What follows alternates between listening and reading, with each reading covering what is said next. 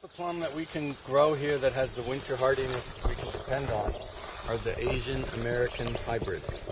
And those crosses depend absolutely on cross-pollination. And we just have to give a little thought to who's out there, as of starting 2 weeks ago, to do the job on plums.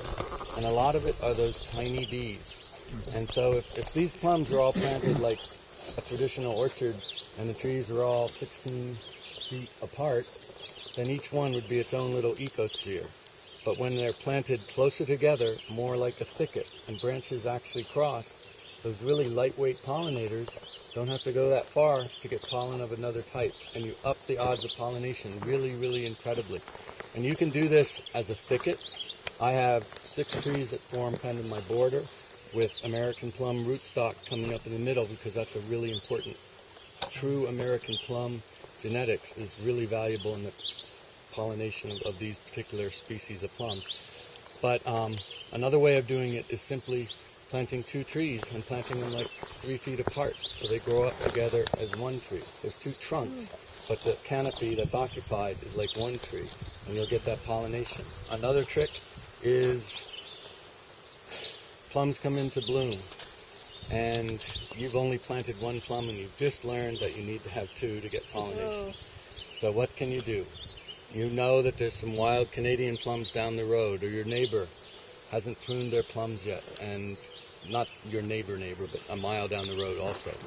You can go and gather a few sprigs of fresh bloom and come back and put it in a mason jar of water that's bungee corded to your plum tree, and now you have flowers for the next 24 hours that those bees are going to pollinate as well, and you're going to get the cross-pollination. That's a useful trick with pears as well. Another thing with pears, just while we're on the subject, is here is a fruit flower that has very low sugar levels, and early in the day those sugar levels are at their lowest, and as the day wears on they're going to rise. So often you'll see the bumblebees working down in the dandelions, and you're frustrated by that because you've got this perfect pear tree in bloom, and it should be happening, but they're not up there. If you're patient, you will see as the sugar levels rise in the pear, and the bumblebee satisfies its need for pollen, because that's part of creating a new brood. It's not just about nectar. The wild solitary pollinators need a lot of pollen. They need that pollen. It's not a question of getting rid of the dandelion. It's a question of waiting for sugar levels to rise in the pear.